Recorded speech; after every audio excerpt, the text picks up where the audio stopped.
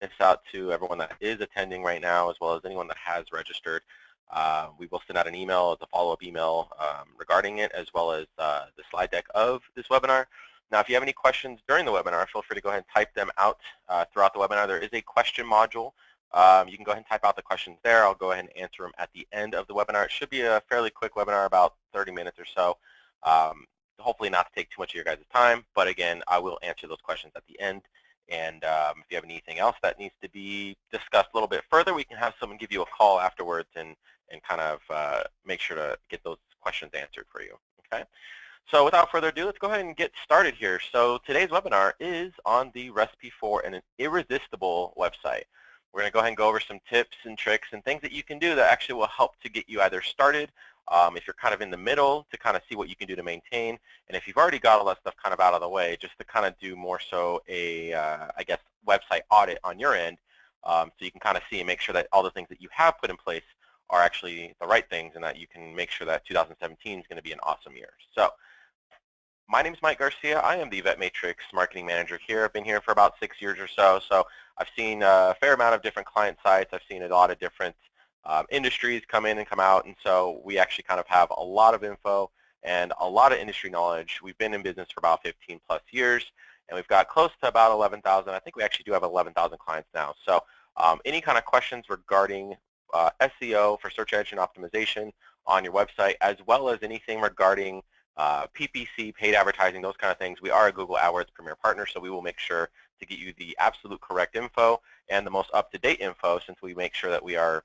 following the trends and making sure any kind of further future Google updates we have right at the forefront. So here are the things that we are going to go ahead and cover today. So again, what we're going to cover is the basics of your website structure, kind of how you want to have your website built out, laid out, I guess you can say, kind of like a roadmap.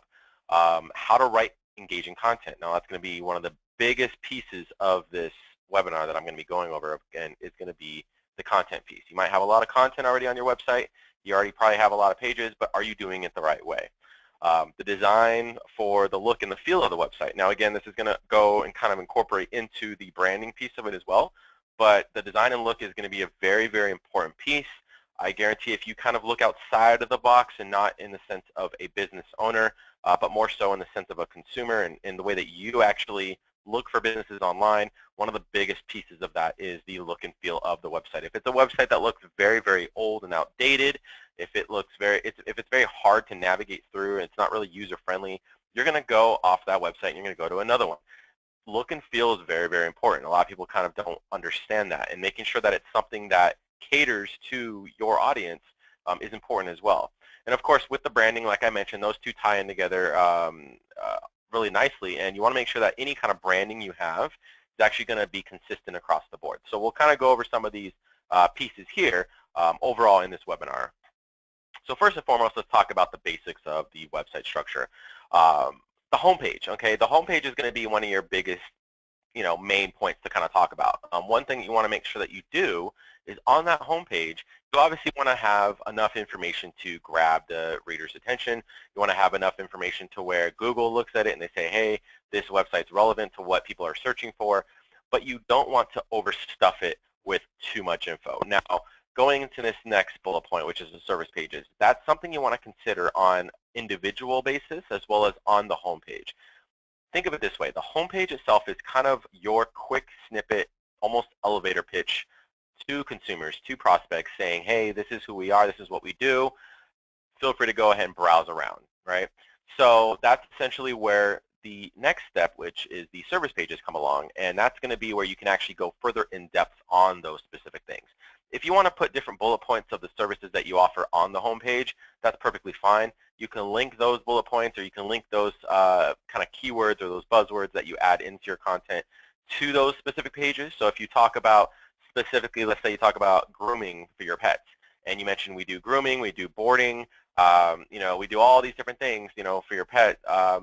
You can actually have those mentions, but then you can actually have those as text links to link to those specific animal boarding pages, animal grooming pages, like those type of things. That way you can have a lot more information. And then one thing it does, which a lot of people don't realize, is when someone is searching for a business, it doesn't always just pull up the homepage. And I think that's why a lot of people try to stuff that homepage with a lot of information. It pulls up individual pages as well. You can have search engine optimization on the individual page basis. So what you want to do, again, is have a nod, have a mention on the homepage of what you guys offer, and then have those individual pages really go in depth on exactly what those offerings are and how you provide them.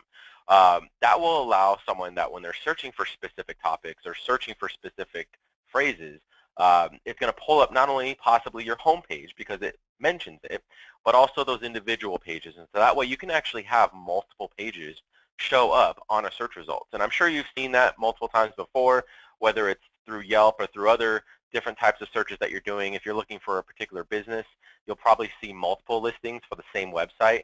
That's exactly what this is. So those individual service pages are going to be where you want to really get in depth on those pieces. But again, try not to overcrowd the homepage itself. Now, the next couple other pages that you can also try to throw some attention to is, of course, the About Us page, the Contact Us page.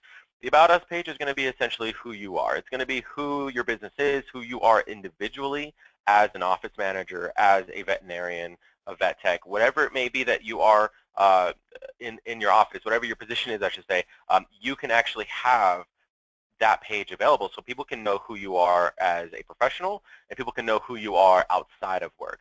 And that actually works out very well because a lot of people like to see the more personable side of who they're dealing with. They want to see, I don't want to say necessarily the fun side, but they want to know kind of what do you do on your off time? What makes you you? What makes you more human-like? And a lot of times people go to these websites, they see a lot of different credentials, the CV, they see all these different certifications, and that's great. You're qualified, okay? A lot of people get that, but if that's all that it shows, then it's not very pleasant to be in your office and talking to you about specific things. When it comes to pets, okay, obviously the doctor might talk to the pet, but more than likely they're going to be exchanging words with you, and you want to make sure that that person understands what you're looking for, because again, your pet can't really talk to them. They can't really tell them, hey, this is what what's bothering me, or this is why we're here, kind of thing. That's essentially the pet owner's job. So the pet owner is going to obviously talk to the doctor and kind of get a feel for who they are. But again, they're going to look on the website to kind of see who they're going to be dealing with and engaging with, because a lot of consumers out there, whether a lot of businesses think about it or not, they actually do want to have a one-stop shop. They actually want to keep going back to the same place. They don't like to have to continually change places and change different businesses that they're going to. They'd rather have kind of their set standard of businesses. And essentially, I mean, that's what you want to kind of show them. You want to show them, hey, this is why I'm qualified, and then this is what I'd like to do outside the office. By the way, I'm, the 49ers fan or something like that. Something that kind of makes it so that, oh, okay, and then that gives them a talking point, a conversation point to have with you while they're in the office with you. The Contact Us page, of course, is also important. Sorry. You want to also have information on how to get to the office. That's very important. A lot of times people don't realize that their practice in general might not be as easy to get to, from someone else as opposed to someone that's actually working there. If you are in a plaza, which a lot of times I do see a lot of veterinarian clinics in business plaza type settings, where a lot of times maybe on the street signs it doesn't necessarily say the practice name. It might just say veterinarian. That gives people, a reason to kind of try to figure out, okay, how do I get there? Now, Google Maps obviously is great, but you want to make sure that people understand, hey, is there a parking situation that I need to know about? Is there a better way to get there from the freeway if I'm coming from a different area? If your business is not in a rural, residential kind of area, if people have to actually hop on the highway once in a while or take a 5-10 minute drive somewhere to get to your clinic, you want to make sure that you cover each angle with that.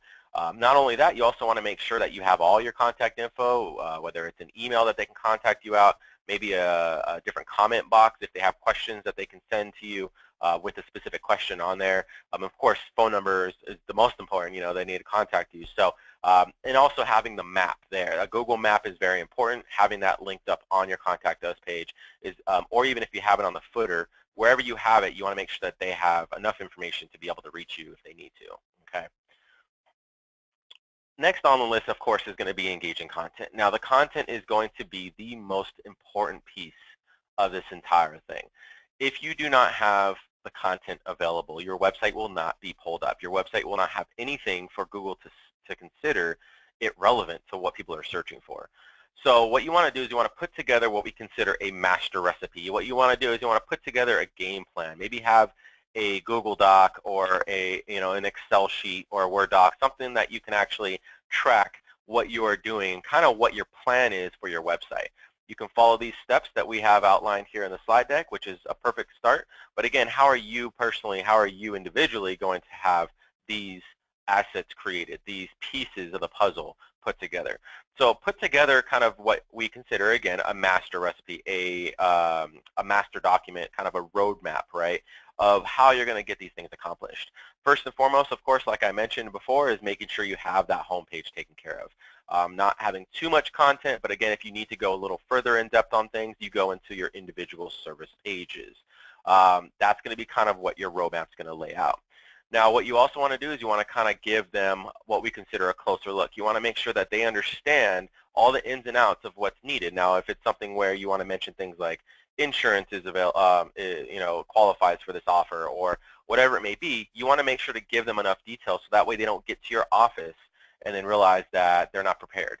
Whether it's something to do with online forms or anything in general, you want to make sure that they have all the info available so that way it not only makes it easy for them, but it also makes it easy on your staff, because that's the worst thing to do is have a bunch of people waiting in the waiting room that aren't ready to be seen yet because they need to fill out a bunch of paperwork or they weren't prepared, they thought their insurance covered it, whatever it may be.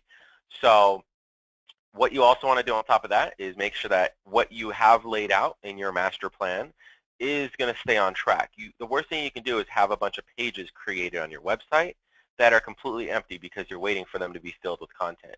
That's probably one of the worst things that you can do is have on a website where someone goes to different pages and there's nothing there. So make sure that whatever plan you do have laid out, that you keep on track with that. I mean, of course, the last thing is making it interesting. You want to make sure that all the content at least grabs people's attention. Now, you don't have to have a lot of technical jargon on your website, but you want to make sure that if you have content in there, that you have engaging images. The images relate to the content itself. Again, if you're talking about animal, grooming or whatnot, obviously have pictures of, maybe even pictures of your clinic where you guys are grooming pets, or try to find some stock images where you can have pictures of pets that look like they're groomed or before and after type thing. That's going to be something that's going to make it interesting. It's going to keep them engaged and it's going to keep them on the page. And that's the one thing you want to make sure to do is have it so that when they're on the page, that they stay on the page, because that's one of the biggest factors for Google when ranking a website is not only how many page views you have, but also how long they're on the page, because that adds to the fact that, hey, this is interesting, this is relevant to what people are searching for, so Google will then help to rank that page up.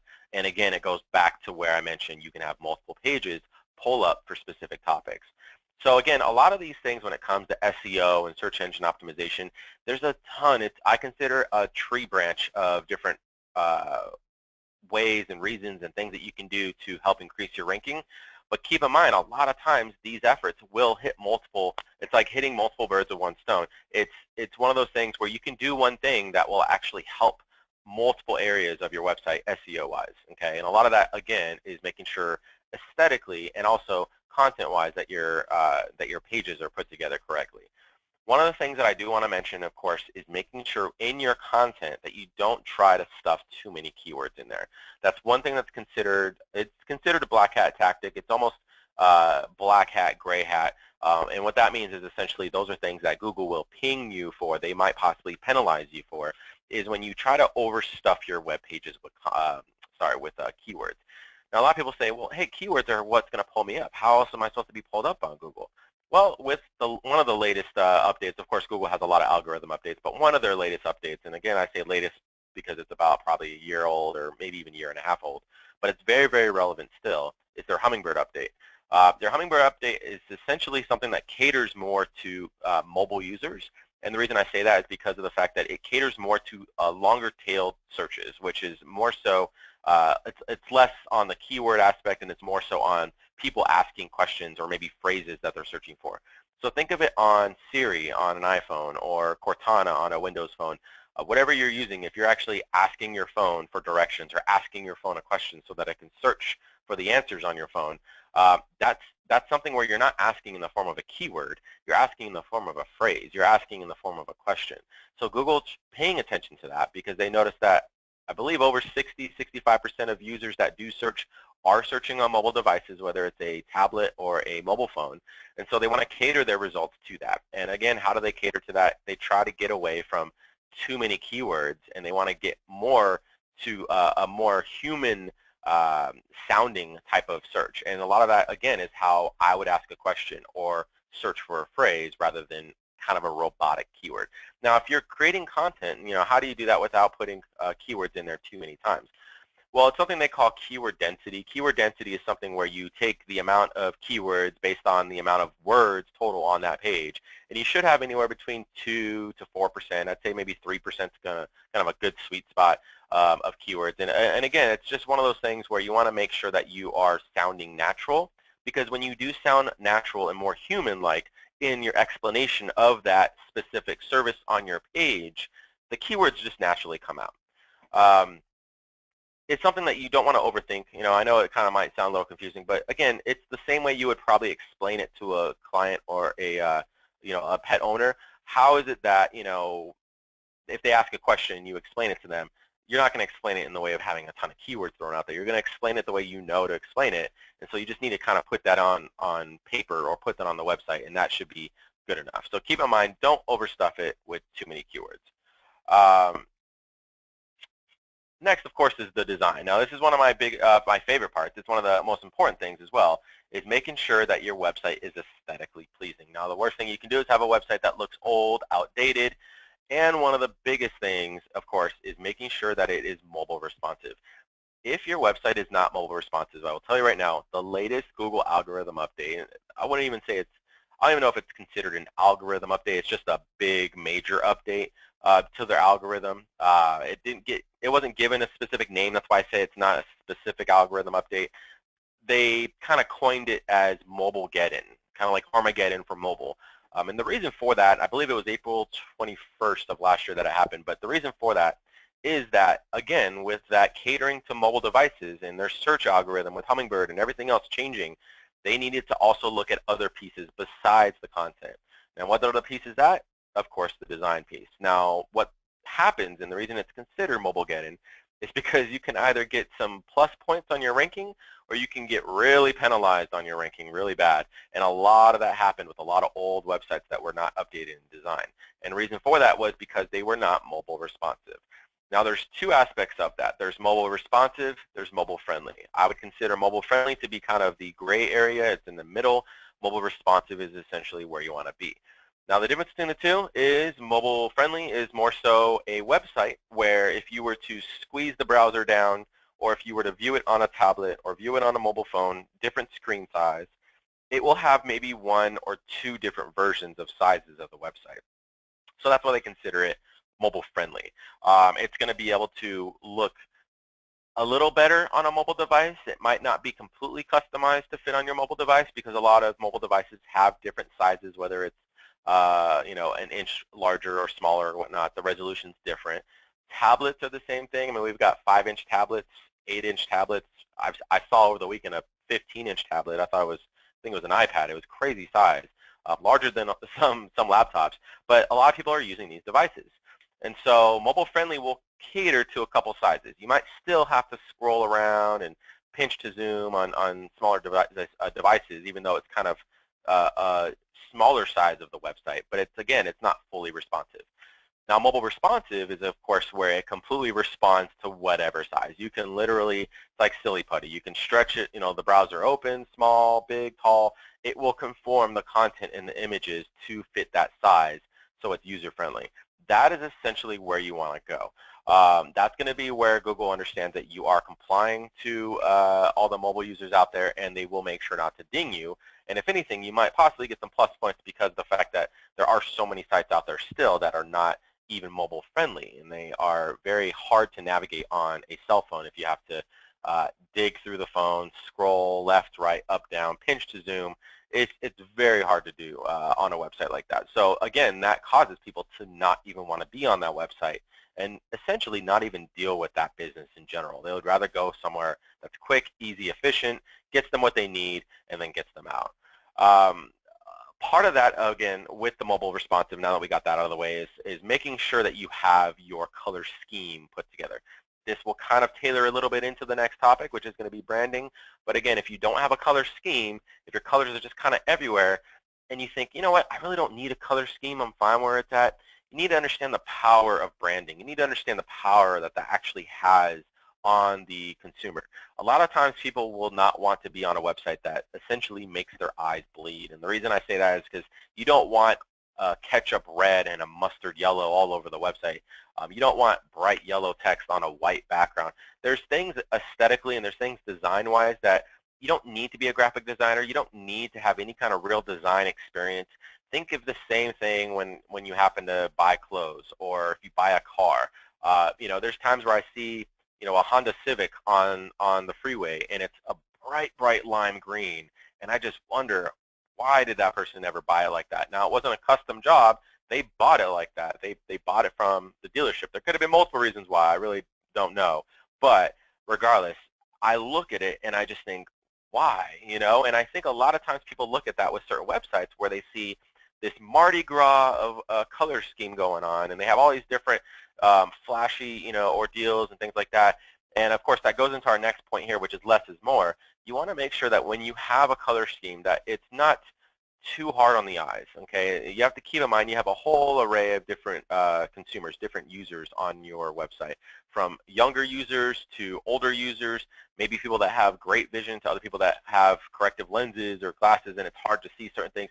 You have a whole array of different people, so you want to make sure to kind of just meet in the middle. And if you are going to have a specific color theme, maybe pick one or two colors that you can really kind of utilize on different things like greeting cards, you know, if you have those out, or e-cards, I should say, to your website banner, just the overall the theme or the skin of the website itself for the color, your business cards, your Facebook social banners, Google+, Twitter, everywhere. You know, it's something that is going to be considered your brand, which we'll get into. And of course, less is more is one of those things that I mentioned where you don't want to have too much going on in the website. If it's too much going on and they're on your your homepage and they can't find specific things, they can't even find your social media icons. Maybe the phone number isn't easily found because there's so much going on. Maybe you have all these flashy images and GIFs and things like that going on your website. It's way too much. I know I've come across a couple websites where I get on the homepage and you just have to keep scrolling and scrolling, and the formatting is out of place, the indenting, there's no content. It literally starts off with a video and then a video below it and then a video below it and then a video below it. And I almost kind of forget what kind of site it is because it's just everywhere. A lot of people think more, you know, hey, it's the same thing if you were a child and your parents said, you know what, eat your broccoli, you know, it's good for you. Well, if you were to take that to the extreme and like, oh, it's good for me, okay, well, I'm just going to eat, you know, truckloads of broccoli. Well, probably not good for you, right? So it's the same thing when it comes to your website. You want to make sure that you have a minimalist type of approach and that you want to make sure that the most important pieces, whether it's a coupon, you have the phone number available, social media icons, you want to make sure it's clear and easy, clear and concise for people to know exactly where to go, because you want to essentially corral them type of thing. You want to corral them in the direction that you want them to take action on. You want them to request an appointment. You want them to come into the office. So why make your request appointment button hard to find? Okay, so think of it that way. You want to make things easily available so that, you know, you can get them to essentially do what you want to do. I guarantee a lot of times people will say, oh, well, I just want people to go on my website and see what we have going on. 99% of the time, I guarantee that's not the answer. You guys want people to go to your website, to click to schedule an appointment, or to give you guys a call because you want the website to send patients, to send people to your practice. So that's what you need to make sure that you focus on, and less on the flashy stuff. Okay. So last but not least, of course, is the branding. The branding is very, very important. You want to make sure that with your branding, you keep it consistent. Now, we, of course, you know, since this is kind of a recipe-themed slide deck and webinar, we wanted to just kind of throw some images on here as far as what I'm kind of talking about. Now, if I was to make a couple changes, of course, you know, as the marketing manager, my main focus, of course, is our branding and everything else, and and making sure everything marketing-wise regarding iMatrix, VetMatrix, and all that is good to go. If I was to, let's say, make a slight change or an adjustment, that doesn't mean that there's anything wrong. I could easily change this to make sure it says VetMatrix below it. Maybe I might want to have our tagline somewhere else.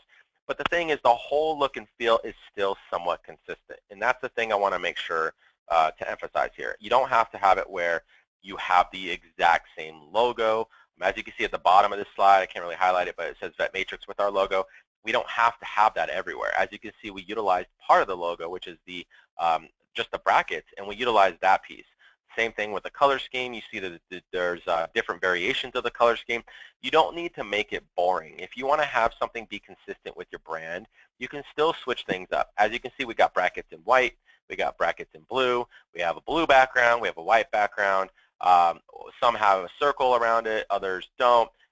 That's kind of what I'm getting at. So you don't have to be bland and boring. Just make sure that you don't have 4 different logos that all say, you know, for us, for instance, VetMatrix.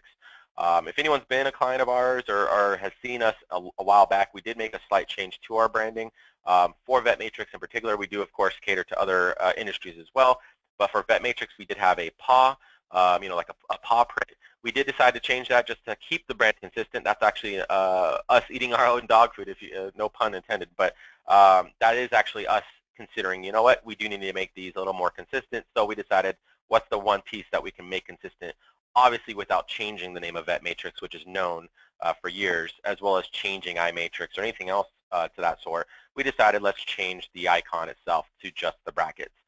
So there are certain things that people will start to familiarize with your practice once they kind of see it. And if you are a multi-practice, you can actually have that be considered in different collateral pieces if you have brochures, multiple websites, things like that. That way people can see, hey, these are tied into each other.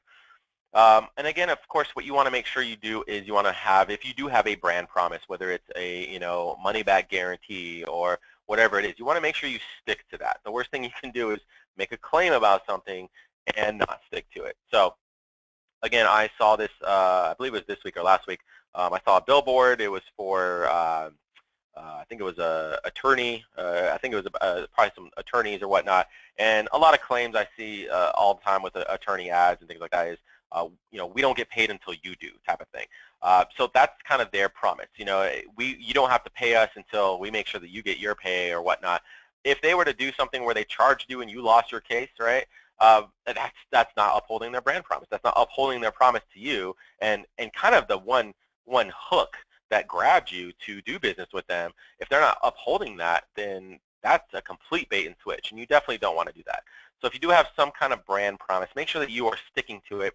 And if you do decide to change it up a little bit, maybe you kind of were a little optimistic in the beginning of when you opened up your practice, and you think, oh man, I can't do that anymore. There's no way, you know. I wouldn't recommend, I guess I can recommend that if you do decide to change it, that you just adjust it, or you do something to where it doesn't seem like you're taking away from your prospective clients. You want to make it seem like if you're taking something away, that you're giving something back in return. So keep that in mind if you're thinking of adjusting that. But again, the main focus is making sure you uphold that promise. And of course, showing off is probably the worst thing you can do. I've seen this for, you know, years back. I've seen it back when websites are really, really archaic. And of course, a lot of people knew what to do. It's still, you know, ever changing as we go throughout this new era of websites and SEO and SEM, things like that, is making sure that you don't make the website focus on you. No one, I want to say this lightly, no one cares if they have an issue with their pet. No one cares if, you know, you worked with a rock star's animal, or you worked with a celebrity or whatnot. That's great. That sounds great. But you know what? My dog ate one of my kids' toys. How's working with Metallica gonna help my dog? You know, it's something like that where that's great and all. If you want to put maybe some things like that on your bio page, that's perfect. But just do not make the website all about you. You want to make sure that the website is informative and has information to where they feel confident and comfortable to bring their pet to you. So make sure you just don't show off with that, and especially when it comes to social media, keep your personal social media separate from your business social media. It's very possible, and just make sure that you don't make it all about you, and make sure it's about the client. That's what's most important. So with that being said, we'll bring this webinar to an end. Again, I mentioned it was going to be short, and it looks like almost on the button for 30 minutes. If anyone has any questions, feel free to go ahead and type them in the question module, the question answer box. I will make sure to answer them completely. If you want to have us give you a free website consultation, free website evaluation, we do have an exclusive attendee offer for anyone that has attended. But again, let us help you out. It's absolutely free. We will not try to charge you for any kind of website audit or whatnot. We just want to make sure that you and your business are doing the best that you can. And give us a call. You can call us at 866-599-7376, or feel free to go to VetMatrix.com. Again, we have a lot of different resources available, from ebooks to infographics, to actually, if you go to our YouTube channel, we have a lot of videos like this of other previously recorded webinars, as well as different videos on tips and tricks for social media, brand management, how do I get reviews and how do I respond to them, and different things like that. So again, thanks for attending this morning's webinar. We'll have multiple webinars throughout the year and coming up in 2017, so stay tuned. And let's go ahead and go through some questions. Perfect. First question is, let me go ahead and get that for you. What is our YouTube page? I apologize, and this is bad on me for being the marketing manager not knowing it. I believe it's youtube.com/imatrixmarketing, but let me go ahead and just take you there, okay? I will also let you know, I apologize, that our resources are actually on imatrix.com. So if you feel free to go ahead and go to imatrix.com. You'll see under About Us, there's resources. I will make sure to put this link in the chat. That way everyone can see it. And here you'll see all the different infographics that we have, different slide shares, white papers, and these are awesome. Again, click on it and you already got it there. If you do have a question on some ebooks, we do have a lot of different ebooks. And of course, for webinars, it's not taking us to the homepage. Let me go ahead. Here we go. Web marketing feature. Let me actually, I apologize. Let me go, here we go, YouTube. So if you go to vetmatrix.com, you'll see all the links up here, okay? Just go ahead and click on YouTube, and it'll takes you to our website testimonials, but it should just be youtube.com/webmarketingimatrix, and you'll see all the different videos that we have. If you go to our playlist, you will see webinars and veterinary testimonials, all the different things that we have, Google Plus business page tips, PPC for small business owners, all the different resources that you need here, okay? Next question, perfect. Is it okay with written permission to highlight a client and their pet? Of course, absolutely. And the best thing you can actually do is if you can get a video of them, that's perfect. Here's the thing that you want to do is if you have someone that is willing to give you some kind of testimonial, let's just say, or like a case study, okay? Of course, get their permission. I mean, that's a perfect thing to ask. But again, if you have, even if it's an iPhone or a mobile phone of some sort, a lot of these phones record in HD. Don't think that you need some crazy equipment. You can actually record it right there in your office. And I do highly recommend having a video testimonial or some kind of video highlight, because from that video you can take quotes that they mentioned in that video and you can have them on your website as actual written quotes because it's there. Once they are in the video, that's basically them giving you consent. You don't necessarily have to have a contract or anything like that. If you want to do that, that's perfectly fine. But by them actually giving you a video testimonial, that's kind of like them consenting to it. But again, with that, you can actually have that on your YouTube channel, and you can have that testimonial on your website. So that way it adds to having additional pieces being pulled up on the search results page. Again, it's maximizing real estate and making sure that when someone searches for you, that you have multiple pages up.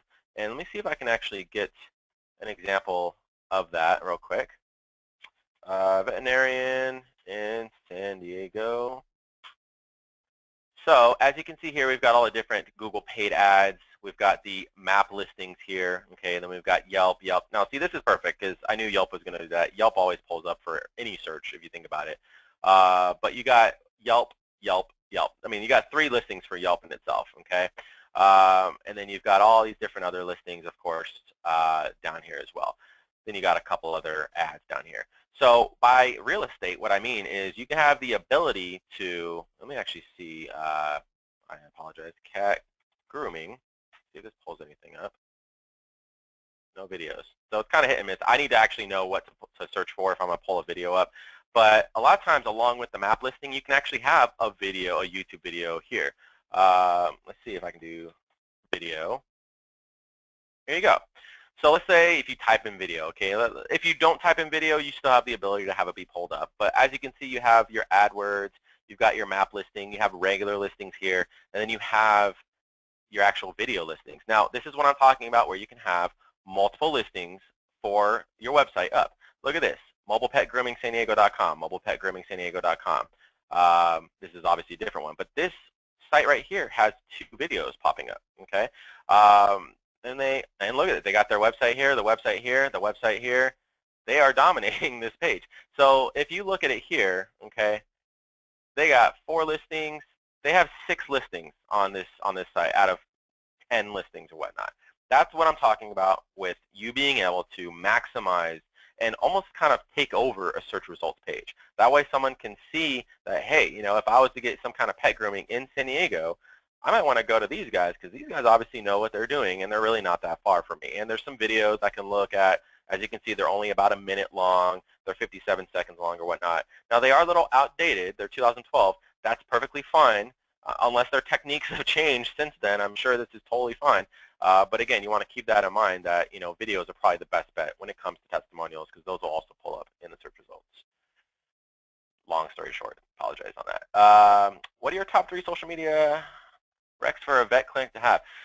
So let me see if I can get that correctly. So top 3 social media platforms, I guess, or things on social media. So let me kind of answer both platforms. Perfect. Okay. Well, the top 3 is really kind of the only 3 I would consider, which is Google+, Twitter, and Facebook. You could say, obviously, you know, you got Snapchat, Pinterest, Instagram. To me, those are all fluff for right now. They're important, obviously, but they're not nearly at the same status that Facebook, of course, is probably your most important one. Then I would trickle down to Twitter, and then I'd probably, as a third one, say Google+, just because of the fact that Google+ has a different audience. It's a little more technical. When we do social media postings here at VetMatrix, we actually have posts that go to Facebook for clients, and then we have posts that are different, catered a little bit differently for Google+. We don't use the same exact posts, even though they're different platforms. And the reason for that is because, again, you have a different audience altogether. You have a more mature audience, more technical savvy audience.